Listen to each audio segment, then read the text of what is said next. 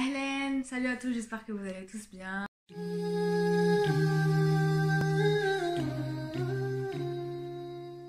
Ce qui s'est passé, c'est que je suis partie à l'école et tout, donc pour aller à l'école, il y a une montée.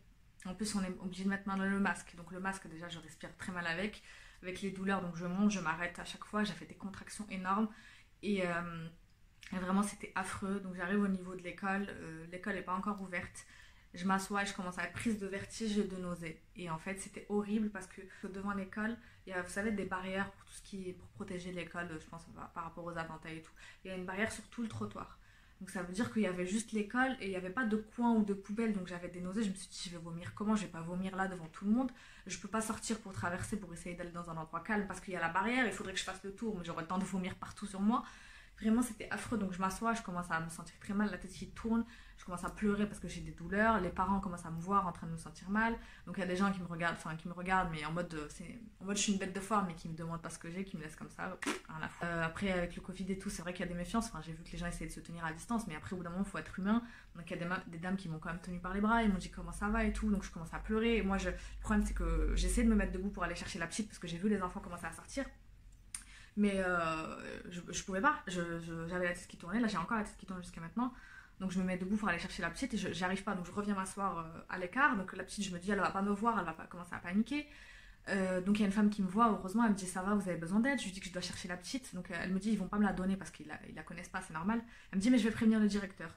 Donc elle prévient le directeur, heureusement. Ensuite, moi ça va de plus en plus mal, il y a des parents qui me voient, du coup ils me ramènent jusqu'au directeur, j'arrive à me tenir debout plus ou moins, donc les maîtresses me voient, je leur demande, donc ils me disent il n'y a pas de souci, enfin on comprend très bien, on va garder Lila, on va garder, je dis le prénom de la petite, on va garder la petite, et du coup les maîtresses me prennent à part, elles me mettent sur le côté, là je commence à être vraiment à prise de, je vais tomber en fait tout simplement, donc au lieu que je tombe, elles m'accompagnent pour éviter de tomber de tout mon haut, donc je m'assois et toujours ça tourne, donc elles me disent allonge-toi, donc j'étais allongée par terre comme ça devant tout le monde, devant l'école.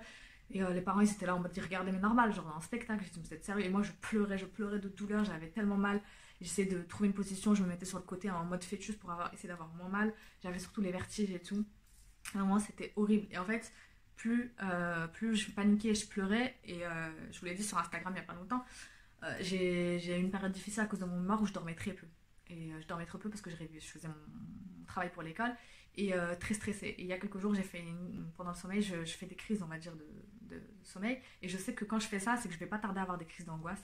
Et ça va pas tarder. C'est que quand j'ai vu que j'avais mal, je me suis encore plus. Et que j'ai vu les gens, que ça m'a stressée, que ça m'a angoissée, j'ai fait une crise d'angoisse en plus. Donc ça veut dire que je pleurais et que je me suis tétanisée les mains. Je pouvais plus bouger les mains, je pouvais plus bouger les jambes. J'étais entièrement paralysée. Et c'était affreux parce que je pouvais plus rien faire. Donc ils ont gardé la petite. Je leur ai dit de garder la petite bien à l'intérieur pour pas qu'elle me voie dans cet état-là. Parce que vraiment j'étais dans un sale état. J'étais par terre en train de pleurer. J'essayais de me retenir, de pas hurler à la mort parce qu'il y avait des enfants. Mais j'étais très très mal. J'étais paralysée. J'arrivais plus à bouger. Donc c'était vraiment, je peux pas vous dire autrement que affreux. Et ils ont appelé les parents de la petite. En plus la mère elle répond pas. Donc je me suis dit purée, la petite elle va rester toute seule. Comment je vais faire? On a appelé le père, mais moi j'étais avec je savais pas s'ils l'ont eu ou pas le père, donc j'étais très très inquiète. Ils ont appelé les pompiers immédiatement à l'école. Heureusement les pompiers sont arrivés très vite, donc voilà, dans cette histoire c'est que je suis tombée sur des gens vraiment bien, que ce soit les maîtresses, le directeur, les pompiers, même à l'hôpital. C'était vraiment, ils ont su vraiment directement comprendre ce que j'avais, donc directement les maîtresses elles m'ont dit est-ce que t'es enceinte? Je leur ai dit que non. Parce qu'elles ont compris que c'était mon ventre et que j'avais des vertiges, donc ils ont compris que c'était soit l'enceinte, donc j'ai dit non mais que j'avais mes règles. Et directement les maîtresses m'ont parlé dans mon démétriose, donc c'est bien, c'est que ça a bien fait son chemin, le fait de parler beaucoup de ce sujet, c'est que les gens commencent à être de plus en plus avertis, donc tant mieux. Et du coup j'ai dit que j'ai fait les tests et que normalement c'est négatif, mais que j'ai pas été voir le médecin pour être sûre, donc en vrai je savais pas à ce moment là si vraiment j'avais ça ou pas, j'avais des doutes mais on va dire que c'était quasiment négatif. Elles m'ont donné un nom de clinique, je vais essayer de vous le retrouver, j'ai oublié, je suis désolée, mais je vais vous retrouver le nom de la clinique qu'elles m'ont donné, spécialisée dans l'endémétriose pour celles qui habitent sur Paris, apparemment ils sont très bien là-bas, donc allez-y. Les pompiers sont vite arrivés, ils m'ont mis dans leur camion, ils m'ont ausculté, donc ils ont un médecin avec eux, ils étaient très très bien, que ce soit le pompier chef ou quoi, bon lui il avait un humour un peu spécial, genre il me taquinait, mais c'était surtout pour me détendre. Il me dit, toujours la même question, est-ce que vous êtes enceinte? Je lui dis que non. Il me dit, est-ce que vous avez des risques d'être enceinte? Je lui dis que oui, il pense peut-être à un déni de grossesse. Enfin, moi aussi j'y ai pensé, je me suis dit, ça c'est un de mes pires traumatismes. Parce que je vois à chaque fois des vidéos de filles qui font des dénis de grossesse. Donc un déni de grossesse c'est quoi? C'est que c'est des filles qui tellement ne veulent pas d'enfants ou ne sont pas prêtes psychologiquement à avoir d'enfants que l'enfant le ressent. Et du coup il va se cacher dans le ventre. Ma mère, elle arrive toujours pas à y croire. Elle me dit comment ça, un enfant, ça se cache. Il se cache en fait au niveau des intestins et tout, et que le ventre ne grossit absolument pas. Elles n'ont pas de symptômes et elles continuent à avoir le règle. Donc en gros, c'est comme si vous aviez rien. Donc un déni de grossesse, c'est-à-dire que vous savez pas que vous êtes enceinte, mais vous l'êtes. Et des fois, il y a des filles qui arrivent à accoucher. Donc Lisa Ngo, si vous voulez aller voir son histoire sur sa chaîne YouTube, à la fin d'une grossesse, elle a su qu'elle était enceinte le jour où elle a accouché. Donc moi, ça a toujours été mon traumatisme, ça. Donc je me dis à chaque fois que j'ai mal, je me dis peut-être c'est un déni de grossesse. Mais bon, je pense que ça m'arrivera pas vu que j'y pense. Donc vu que le but du déni de grossesse, c'est quand tu y penses pas. Et du coup, il me dit que des risques. Je lui ai dit que oui, enfin que c'est possible. Et il me dit, ah bah peut-être que c'est une bonne nouvelle. Et je l'ai regardé comme ça, je lui ai dit, pas vraiment, mais bon, c'est quand même une bonne nouvelle, mais voilà. Et du coup, voilà, ils ont essayé de me calmer avant de m'emmener à l'hôpital pour voir si je pouvais être calmée sur le coup. C'était impossible, c'était de pire en pire, parce que le fait qu'il m'ait mis dans le camion, qu'ils aient fermé le camion, ça a augmenté ma crise d'angoisse. C'est qu'il est venu un moment où je savais plus si j'avais mal à cause de mes règles ou j'avais mal à cause de ma crise d'angoisse. C'est-à-dire que j'avais mal au bras, j'avais l'impression que mon bras allait se détacher, mais c'était des douleurs affreuses, des fourmis partout sur le visage. C'était tellement horrible, j'arrivais plus à respirer, ils essayaient de me calmer, de me parler, vraiment c'était pas possible. Je pleurais de plus en plus fort, et j'avais de plus en plus mal aux ovaires. Et du coup, ils ont décidé de m'emmener à l'hôpital, ils ont appelé les hôpitaux, bon ça a mis du temps parce qu'il fallait voir quel hôpital voulait me recevoir. Ils m'ont emmené j'ai été aux urgences de l'hôpital Beaujon, je crois à Colombes. J'ai été très bien pris en charge, donc si jamais un jour vous avez un problème, si vous devez aller là-bas, ils ont été très bien avec moi, donc ils m'ont emmené aux urgences. Pour vous dire tellement j'étais ah non mais j'ai oublié de vous dire l'épisode, tellement j'étais pas bien dans le camion déjà des pompiers, donc eux ils roulaient et tout, et je me sentais hyper vraiment genre je me sentais trop mal, je sais pas vous dire, je pensais que j'allais mourir, mais quand même genre je faisais ma shahada. Donc la shahada, pour les gens qui sont pas musulmans, c'est la prière qu'on fait avant de mourir.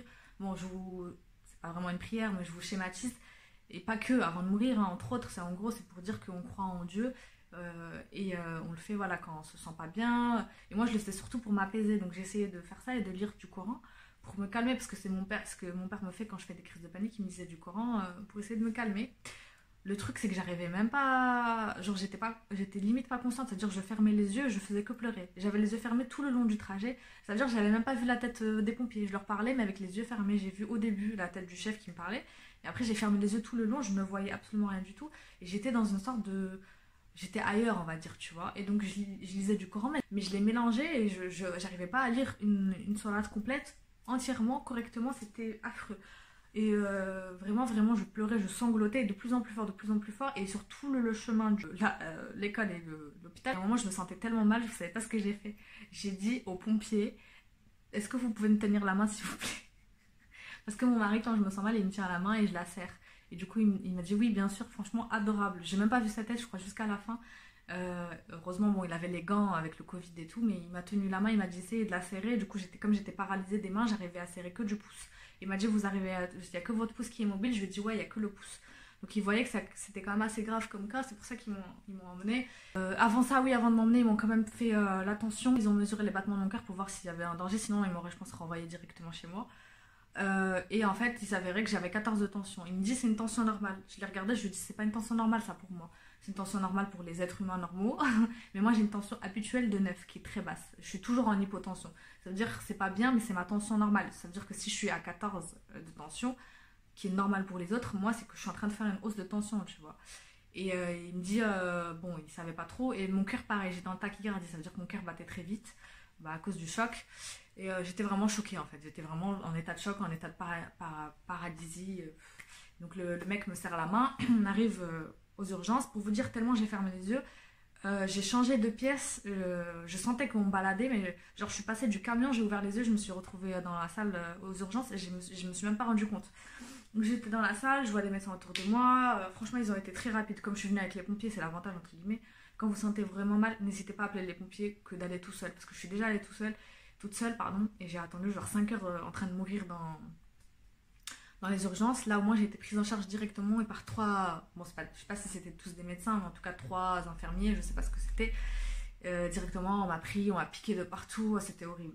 On m'a piqué partout pour prendre ma tension, pour prendre du coup mon sang pour savoir si je suis enceinte, pour éliminer du coup le risque de grossesse. Ah oui, donc il y avait un risque de déni de grossesse, mais il y avait aussi un risque de grossesse extra-utérine. Donc une grossesse extra-utérine, en gros c'est quoi? C'est au lieu que le bébé soit dans l'utérus, donc dans votre utérus là où il doit être, il est vers les trompes, enfin le bébé, pas le bébé, vous avez compris, genre le fœtus. Et du coup, il grossit vos trompes. En fait, c'est pas du tout la place ici, là, il doit pas du tout être là. Et en fait, c'est trop haut, tout simplement. Et c'est aussi là où vous avez vos ovaires, etc. Et si vous le laissez là, vous risquez déjà de perdre une trompe parce que ça va exploser et aussi de mourir. Donc ça, il faut s'en rendre compte très très très très rapidement parce que vous risquez de mourir tout simplement. Donc c'est pour ça qu'ils ont agi aussi vite. Ils avaient peur que je fasse une grossesse extra-utérine. Ils m'ont directement piqué pour savoir si j'étais enceinte. S'ils ont fait d'autres... Ils m'ont infusé, j'allais dire. J'arrête pas de dire infusé, pas du tout. Perfusé pour me mettre du sérum, du Doliprane, je sais pas ce qu'ils m'ont mis, pour me calmer la douleur. Le temps de faire les examens gynécologiques et de voir ce qu'il en était. Donc à partir de ce moment-là, ils sont partis une fois qu'ils ont fait tout ça. Le pompier, le pauvre, il est resté à la fin, il m'a dit oui, ça va aller. Genre, il m'a vraiment... Il m'a appelé pour que j'ouvre les yeux parce que j'avais les yeux fermés tout le long. Je sais pas si c'est à lui que j'ai tenu la main ou pas. Mais en tout cas, il m'a vu pleurer dans tout le long du trajet. Là, je pleurais encore. Il m'a dit ça va aller, on va s'occuper de vous. Vraiment, il a été hyper humain. Je me rappelle, il était brun, hyper gentil, vraiment incroyable, trop trop gentil. Et vraiment, je suis tombée que sur des gens bien. Donc, je suis contente que ces métiers existent et je salue tous ces gens-là, les médecins, les pompiers. Vraiment, ils font un métier incroyable et voilà. On les remercie pas assez. Donc, petite minute remerciement. Et du coup, une fois qu'ils ont fait ça, tout le monde est parti parce que du coup, c'est des urgences. Et, euh, et moi, je continuais à avoir de plus en plus mal malgré la truc. Et j'étais encore... En fait, ils m'ont laissé trop tôt. C'est-à-dire que j'étais encore en état de choc. C'était même pas vraiment... J'avais mal, mais c'était surtout l'état de choc. Et je hurlais d'état de choc. Je sais pas ce que je veux dire. Je faisais... Enfin, les sanglots, mais les sanglots de j'arrive pas à respirer, je me sens mal. Et du coup, à un moment, j'ai très envie de faire pipi. Et du coup, j'appelle des gens, personne ne m'entend dans le couloir, personne ne vient. Il y a quelqu'un qui passe, je sais pas, un aide-soignant. Je lui dis est-ce que vous pouvez appeler l'infirmière qui était là, il faut vraiment que j'aille aux toilettes, je suis pressée. Et donc, elle est venue une fois, elle m'a dit oui, oui. Je lui dis mais non, mais je suis vraiment pressée, elle est repartie. Et en fait, elle comprenait pas que j'allais me faire pipi dessus, en fait. Elle pensait que c'était genre vite fait, mais non. Du coup, elle est partie chercher parce que comme j'étais perfusée, je pouvais pas partir comme ça, il fallait chercher le machin pour accrocher la perfusion. Et du coup, elle est partie. Et quand elle est venue, je lui ai dit s'il vous plaît, vraiment. Elle me dit oui, j'arrive. Genre, elle m'a limite pas mal parlé. Bon, c'était le seul truc qui m'a un peu. Je dis mais en fait, c'est parce que je suis très pressée. Elle m'a dit oui, oui, je sais. Je lui ai dit ouais, bah, tu veux essuyer mon pipi après enfin, je sais pas. Et du coup, elle est partie chercher la perfusion. Elle m'a dit par contre, vous êtes pas toute. Je sais que vous avez mal, mais vous êtes pas toute seule. Je l'ai regardée. Et à partir de ce moment-là, j'ai essayé de me calmer de gré et de force. Mais genre, j'étais en mode bah, je suis désolée, je suis malade. Je fais pas exprès, j'ai très très mal, j'étais surtout en état de choc. Et limite, le fait qu'elle m'ait dit ça, ça m'a déchoquée en fait. J'étais tellement choquée par ça que je me suis dit, ouais, elle est sérieuse, que j'ai arrêté de penser à la douleur et que j'étais surtout énervée sur ce qu'elle m'a dit. Donc j'ai arrêté d'être en crise de panique et tout, donc ça s'est calmé. Et quelques minutes après, il y avait un mec qui hurlait, il était sûrement alcoolisé et tout, parce qu'ils m'ont mis du coup en cellule de déchocage, parce que comme j'étais vraiment hystérique et tout, ils m'ont mis dans un truc spécial où du coup je me suis retrouvée avec tous les ivrognes et tout. Le mec il est sorti dans le couloir, il était quasiment tout nu, il avait juste la blouse, il se baladait comme ça, genre pieds nus et tout, il insultait et tout. Moi tu me fais chier parce que je pleure un peu fort alors que j'étais dans la chambre toute seule, enfin au bout d'un moment ça va quoi. Au lieu de rester avec moi, de me calmer, ils sont partis, en plus ça me reproche de pleurer fort, donc bon, à partir de ce moment là j'ai arrêté d'être en état de choc, j'avais encore mal, et malgré les médicaments et jusqu'au bout j'ai eu mal, donc voilà. Après ils m'ont laissé 1 ou 2 heures. Mon mari, on l'a prévenu à l'école déjà. La maîtresse m'a dit est-ce que vous voulez appeler quelqu'un. Moi, la seule famille que j'ai ici, c'est mon mari. Ma famille est à Nice, donc ça sert à rien de les appeler, de les inquiéter pour rien. Donc je leur ai dit d'appeler mon mari parce que de toute façon, j'allais être à l'hôpital. Je savais pas ce que j'avais, donc il fallait qu'il soit averti. Le souci, c'est qu'il était dans un rendez-vous médical qu'il attendait depuis un moment et que moi, je savais très bien que si qu'elle lui disait que j'étais malade et que j'allais aux urgences, il allait vouloir venir et que du coup, il allait laisser tomber son truc qui était très important pour lui. Donc j'ai dit à la dame, essayez de lui dire doucement, s'il vous plaît, dites-lui de rester à son rendez-vous et que tout va bien, que je vais être prise en charge et tout, en pleurant et en sanglotant, bien sûr. Et du coup, elle a été très douce, la maîtresse, vraiment très très pro. Elle lui a dit oui, vous inquiétez pas, elle est prise en charge, elle est avec nous, elle est en sécurité, faites votre rendez-vous. Bref, il a fait son rendez-vous heureusement. Et une fois qu'il a fait ça, il a essayé de me joindre. Le pauvre, il était en panique. Il m'a dit j'ai appelé les hôpitaux de toute l'Île-de-France pour savoir où t'étais. J'ai essayé d'appeler les écoles parce qu'il connaissait pas l'école où je travaille. Donc il a appelé toutes les écoles pour savoir où j'étais. Il a essayé de contacter mes patrons, sauf qu'il n'a pas le numéro de mes patrons. Donc il a essayé de les contacter sur LinkedIn. Bref, c'est parti en cacahuète cette histoire. Au final, au bout d'1 heure, quand j'ai réussi à être déchoquée, j'ai récupéré mon téléphone parce que j'arrivais pas du coup à utiliser mon téléphone vu que j'avais les doigts paralysés. C'est la maîtresse qui a appelé parce que j'arrivais même pas à faire mon code. J'ai juste mis mon empreinte. Heureusement qu'elle empreinte parce que le code, je pouvais pas le faire. Elle a appelé mon mari. Impossible. Au bout d'1 heure, 1 heure et demie, j'ai commencé à me calmer, donc j'ai réussi à l'appeler. Je lui ai dit que tout allait bien, je lui ai dit, il m'a dit t'es dans quel hôpital, je lui ai dit je sais même pas, parce que j'étais dans les vapes et je les ai entendus parler d'hôpitaux, mais je savais pas lequel ils ont choisi. Ils m'ont dit où est-ce qu'ils m'emmenaient, mais j'étais pas consciente. Donc je lui ai dit je crois que c'est Beaujon, mais je suis même pas sûre. Au final, il y a un infirmier qui passe au hasard, je lui ai dit excusez-moi, elle est bien à Beaujon ici. Il a dû me prendre pour une folle. Il m'a dit oui, du coup il a pu venir. Bon, ils l'ont pas laissé rentrer à l'intérieur, bien sûr. Et c'est pas à cause du Covid, c'est un truc depuis 2015, c'est interdit. Je sais pas si c'est à cause des, je pense que c'est à cause des attentats. Donc il est resté, mais au moins il était à l'extérieur, il est resté, il a pu rester en bas. Je savais qu'il était là, donc ça m'a encore plus calmée, ça m'a rassurée. Et une fois qu'il a vu que j'allais de plus en plus mieux, enfin que j'allais de mieux en mieux, je lui ai dit bon, préviens mes parents maintenant que je sais qu'ils savent que je suis en sécurité. Donc il a dit à mon père il l'a pas dit à ma mère parce qu'il attendait de voir comment j'allais. Voilà, et une fois que c'est passé, la douleur n'est pas passée. Hein. J'avais encore mal, malgré les médicaments, c'est pour vous dire que c'était vraiment pas normal, parce que même les médicaments de l'hôpital, et qu'en plus on te met dans les veines, donc ça veut dire que ça agit plus rapidement que si tu le manges, j'avais encore des douleurs, des crampes, donc il me transfère des urgences normales aux urgences gynécologiques pour que je fasse du coup les tests. Et pour l'échographie et tout, pour savoir, pour éliminer du coup... ah oui, pour la grossesse, on m'avait fait un premier test, il était négatif. Mais du coup, on suspectait encore, donc j'ai fait un deuxième test pour être bien sûr. Il était négatif aussi, donc pas de grossesse. On a éliminé les deux sortes de grossesse qui étaient possibles, qui expliqueraient les douleurs. Donc la meuf, elle me parle et tout, donc je pensais que c'était elle le médecin, c'était une étudiante et tout, donc je me suis dit bon, ça doit être une interne et tout. Et en fait, il s'est avéré que c'est une étudiante en médecine, elle n'est même pas encore médecin. Et, et un mec qui est arrivé... Il me dit excusez-moi et tout, je pensais que genre c'était un assistant ou un infirmier et tout. Et c'est pas genre, elle me dit ouais, déshabillez-vous et tout. Et le mec il arrive, je me dis merde, c'est le médecin. Et moi je suis gênée de ouf parce que je savais que j'ai déjà fait des échographies avec un médecin homme parce que j'avais pas le choix au-dessus. Mais là c'était vraiment genre parce que du coup j'avais des douleurs, je savais qu'il allait falloir un vrai examen gynécologique. Et je me suis dit oh, je suis trop mal à l'aise et tout. Après c'est un médecin, j'ai pas le choix, j'étais en train de limite de mourir. Voilà, que ce soit éthiquement ou religieusement, là j'ai pas le choix. Et c'était surtout le seul médecin. Donc j'allais sûrement pas faire des chichis. Il était très professionnel, il m'a pas du tout fait mal, au contraire apparemment. Et j'ai pas trouvé vraiment de différence, mais il est dit que les hommes font plus attention, les hommes gynécologues, que les femmes, et qu'il y a plein de femmes qui préfèrent aller chez les hommes gynécologues parce que comme ils savent pas ce que ça fait, ils sont très prudents parce qu'ils ont peur de faire mal. Donc moi à chaque fois qu'il me touchait, qu'il pensait qu'il me faisait mal, il me disait excusez-moi alors que le mec il me faisait pas du tout mal. Donc voilà, il m'a fait il a regardé au spéculum. Donc le spéculum c'est un truc, je vais vous mettre une photo. Ça va faire peur à toutes les filles à qui j'ai dit vous inquiétez pas, le gynéco vous touche pas sauf dans un cas comme ça, forcément si vous êtes en train de mourir, voilà. C'est quelque chose qui écarte un petit peu à l'intérieur pour qu'il puisse voir en fait à votre col s'il y a un souci. Et il n'y avait rien. Et, il m'a fait aussi un toucher vaginal. Il m'a dit que ça avait l'air normal, qu'il sentait rien de spécial. Il m'a fait une échographie par l'intérieur. Et pareil, rien. Et là, je vais péter un câble, comment ça y a. Et donc au niveau de l'échographie, du coup, il a pu confirmer le premier diagnostic que j'avais fait, que j'ai pas fait vérifier par la première gynéco, pas d'endométriose et pas de kyste polykystique. Donc en gros, j'avais rien, entre guillemets, j'avais rien de visible, on va dire. Ça veut dire que j'ai pas de problème physique qui provoque cette douleur. Et donc j'ai fini, lui il part, et du coup je reparle à l'assistant, enfin l'assistante, c'est pas une assistante la pauvre, mais en tout cas c'est une externe qui, elle faisait les dossiers, elle l'aide quoi. Et elle me disait, elle a compris en fait à mon visage, elle m'a dit je comprends que vous êtes déçue. Je lui dis bah ouais, je préfère, en vérité j'aurais préféré qu'ils me disent que j'ai quelque chose, parce que je sais que c'est des choses graves, mais on va dire ça se règle. Que de savoir que j'ai rien et qu'il n'y a pas de solution et que je vais continuer à avoir mal, tu vois. Et du coup, je le disais pas forcément, mais elle le comprenait. Elle m'a dit je comprends, tout à fait, je sais que des fois on préfère avoir quelque chose, mais là au moins vous avez rien de grave. On a éliminé toutes les causes où il faut vraiment opérer de manière urgente. Tout ce qui est grossesse, il faut opérer, grossesse extra-utérine et tout, faut prendre ça en charge rapidement. L'endométriose pareil, elle m'a dit là au moins vous avez rien d'urgent. Mais je comprends que ça vous saoule parce que vous allez continuer. Enfin, elle m'a dit c'est relou. J'ai dit oui, c'est relou parce que je vais continuer à avoir mal jusqu'à la fin de ma vie peut-être, et voilà.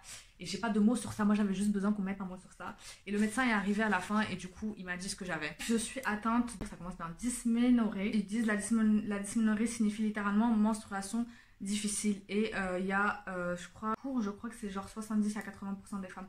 Donc en gros c'est juste les règles douloureuses, et c'est ça qui me fait chier, c'est qu'il n'y a pas un vrai nom sur cette maladie. Pour moi c'est une maladie parce que quand tu peux pas aller en travail, que tu es paralysé, que tu te retrouves à faire des crises d'angoisse, à pas pouvoir marcher, à vouloir vomir, c'est hyper grave. Enfin, je trouve que c'est grave. Même si moi, dans mon cas, je pense que la crise d'angoisse a aggravé mon cas parce que j'étais stressée, j'étais fatiguée, donc ça a augmenté les symptômes. Mais en fait, ça m'énerve parce qu'il n'y a pas de nom pour les gens qui ont vraiment cas encore plus graves. Donc en gros, dysménorrhée c'est surtout pour les règles très très très douloureuses. Sauf qu'il y a beaucoup de gens qui ont des règles douloureuses, mais il n'y a que chez 10% des femmes où c'est un cas hyper grave, enfin grave on va dire, et c'est mon cas parce que les cas graves c'est quand ça vous empêche totalement de faire vos activités quotidiennes. C'est comme ça qu'en fait ça se mesure la maladie, c'est par rapport à vos capacités, ce que vous pouvez faire ou pas. Les causes elles sont pas vraiment connues, ça peut être l'alimentation, donc ça je vais vous en parler dans la vidéo où je vais vous parler des choses que j'ai changées, que j'ai vu qu'il y avait des améliorations. L'alimentation compte beaucoup par rapport à la viande, j'ai remarqué que quand je consomme de la viande et surtout de la charcuterie, cette fois-ci je vous l'avais dit sur Instagram, j'ai consommé beaucoup de charcuterie et je savais que ça allait pas tarder, pas à ce point, mais maintenant je sais que je ferai davantage attention parce que là c'est pas possible. Donc faites attention à votre alimentation. Donc vous avez l'alimentation et la famille en fait, tout simplement. Si vous avez des gens qui ont déjà des problèmes dans la famille, et moi c'est tout, genre quasiment toutes les femmes de ma famille ont ça. Ma tante elle en arrive à vomir, à s'évanouir, ma mère aussi des grosses douleurs, ma soeur pareil vomir aussi. Donc on est toutes atteintes de ça dans la famille, donc c'est entre guillemets un peu normal. Expliquer de manière entre guillemets scientifique pourquoi ça fait autant mal entre guillemets chez nous par rapport aux autres femmes, c'est que elle est provoquée par, en fait on a des contractions comme les femmes enceintes. Bon, les premières contractions bien sûr, pas toutes les contractions. Et c'est là en fait dans la voiture des pompiers, je me disais mais jamais je serai enceinte parce que là c'est les contractions, c'est les contractions du début que t'as. Je pleurais, genre vraiment j'ai cru que j'allais mourir. Je me suis dit mais jamais je vais tomber enceinte, moi c'est pas possible, je vais mourir. Donc voilà, j'ai au moins goûté un petit peu entre guillemets. Donc ils vous disent, il semblerait que la dysménorrhée soit provoquée par des contractions excessives de prostaglandine. C'est une hormone en fait qui provoque les contractions, et c'est aussi l'hormone, vous savez quand les femmes elles n'arrivent pas à accoucher, enfin qu'elles arrivent à terme et qu'elles accouchent pas, on leur injecte cette hormone qui leur fait des contractions de ouf justement pour sortir le bébé. Bah en fait nous on a ça tous les mois, dites-vous, genre imaginez un peu le truc. Et donc c'est des hormones qui provoquent des contractions de l'utérus pendant les menstruations et pendant l'accouchement. Donc c'est ce que je vous ai dit. Quasiment tous les facteurs. Le manque d'exercice, donc je fais jamais de sport. Le stress. Psychologico-social, surtout que je vous ai dit que c'était une période affreuse pour moi. Le tabagisme, heureusement je fume pas sinon on se court. La consommation d'alcool, heureusement aussi. Antécédents familiaux, je vous l'ai dit, moi de ouf. Et début de menstruation avant l'âge de 12 ans, pour moi non. Mais voilà, en tout cas si vous avez ces symptômes-là et que vous avez aussi ces facteurs-là, vous êtes peut-être atteint de ça, allez quand même voir le médecin pour éliminer, comme je vous ai dit, toutes les autres causes, parce que les autres causes sont plus dangereuses. Celle-là, on va dire, c'est une maladie, vous êtes obligé de vivre avec, vous pouvez rien faire. C'est ça le plus terrible, c'est qu'on peut rien faire, c'est juste comme ça. Vos règles elles sont plus douloureuses que les autres, et peut-être que ça passera avec l'âge, mais c'est même pas. La dysménorrhée primaire, c'est pour les gens qui n'ont rien de physique, ça veut dire que vous n'avez pas d'anomalie physique, vous n'avez pas l'endométriose, vous n'avez pas de trompe qui manque, vous n'avez pas d'utérus qui manque, enfin tout va bien. Entre guillemets. Dans les résultats, visiblement, c'est correct, mais la douleur est là pour d'autres facteurs. Donc ça, c'est la dysménorrhée primaire. Et il y a la dysménorrhée secondaire. Là, par contre, c'est pour les cas que je vous ai dit, donc tout ce qui est endométriose et compagnie. Dans ce cas-là, ça peut être plus grave parce qu'il faut soigner l'autre cause qui provoque ces douleurs. Et donc voilà, en fait, en gros, la dysménorrhée, c'est juste le fait d'avoir des grosses douleurs. Donc elles peuvent être provoquées par rien, et c'est la dysménorrhée primaire. Et elles peuvent être provoquées par d'autres problèmes. C'est la dysménorrhée secondaire, et c'est là où vous pouvez résoudre ça parce que du coup vous avez des solutions. Moi là où je suis frustrée, c'est que j'ai pas de solution. J'ai pas de solution à part celle que je vais vous dire dans la vidéo, c'est qui sont genre des solutions pour avoir moins mal. Mais j'aurais forcément souvent mal ou mal, et j'ai pas de vrai. Voilà. Si j'oublie mes médicaments, en gros, si j'oublie de prendre mes médicaments parce que moi du coup je les prenais pas, au moins pour soulager un peu la douleur, là, je vais continuer à arriver à un stress, à une crise aussi énorme que celle-ci. Donc il faut au moins que je prenne, même si l'espace fond ça me fait rien, je continue à avoir mal. Au moins ça diminue un petit peu la douleur, et ça fait que j'arrive pas à un état aussi gros que la crise que j'ai fait. Donc pour l'instant, comme je dis, je vais vous dire tout dans la vidéo, mais je vais commencer à faire ça. De toute façon le médecin me l'a dit, j'ai pas le droit de prendre d'anti-inflammatoire. Donc l'Antadis et tout, de toute façon j'en prenais pas parce que pareil, l'Antadis c'est très controversé, ça provoquerait, en tout cas c'est dans la notice, il est dit qu'il vaut mieux pas en prendre si on veut des enfants, qu'il peut provoquer plein de problèmes. Donc moi de base j'en prenais déjà pas, mais de toute manière il m'a dit que tout ce qui est anti-inflammatoire, ibuprofène et tout, c'est pas bon pour moi parce que j'ai des problèmes d'estomac. Il y a plein de médecins qui te prescrivent ça alors qu'ils savent même pas tes antécédents, donc c'est ça qui est ouf. Donc voilà, moi j'ai des problèmes d'estomac, ça peut être très grave pour moi les anti-inflammatoires, donc si vous avez le même souci que moi, ne prenez pas d'anti-inflammatoires. Dans tous les cas c'est très mauvais les anti-inflammatoires, surtout pendant la période de Covid, parce que du coup l'anti-inflammatoire en gros il va aider à la maladie du Covid en tout cas à se diffuser. Bon c'est compliqué, je vais pas vous expliquer, c'est trop long, mais en tout cas n'en prenez pas dans cette période là. Et voilà, donc je vous expliquerai dans l'autre vidéo les autres méthodes, que ça soit naturel ou pas, ce qui a marché, ce qui n'a pas marché. Mais voilà, c'est pour vous dire en gros, je ressors avec ce diagnostic là, que je suis obligée maintenant que dès que je sens que je vais avoir des douleurs, de trouver une solution rapidement. L'année précédente, j'avais pas aussi mal. J'arrivais à soigner ça avec un spasme et de plus en plus, c'est devenu de plus en plus grave. Et voilà, je me retrouve avec un diagnostic comme ça. Bon, au moins, j'ai un nom, alors qu'avant, j'avais rien. Là, j'ai un nom, donc ça me rassure. J'ai tous les symptômes, ça me rassure encore plus. Et en fait, j'avais besoin, c'est bizarre, hein, j'avais besoin qu'on me trouve quelque chose pour me dire, ok, je suis pas folle. De toute façon, les pompiers, les gens qui m'ont reçu ont vu que j'étais pas folle tellement j'étais dans un état secondaire. Et voilà, et ça me frustre que ça soit pas soignable. Moi, je me dis, ça aurait pu être plus grave, donc voilà, il faut juste que fasse très attention. Donc, je vous ai dit, je me suis fait engueuler par tout le monde, donc maintenant, je vais faire attention parce que ma vie, enfin, ma santé en tout cas est en danger, parce que si je fais ça chaque mois, je vais finir par faire une crise cardiaque. En vrai, on dit ça en rigolant, mais au bout d'un moment, mon cœur qui bat vite et tout, enfin, je sais pas, je fais une montée de tension à cause de ça. Peut-être que, voilà, je sais pas s'il y a pas un truc qui va péter là ou ici. Donc, faut que je fasse attention, parce qu'en vrai, ça va rien me faire, les douleurs, mais c'est surtout à cause du mental. Donc voilà, la vidéo est terminée. N'oubliez pas de regarder la partie, je vous mettrai en barre d'infos et ici. Quant à moi, il ne me reste plus qu'à te dire de prendre soin de toi, de prendre soin de tes proches, et je te dis à la prochaine.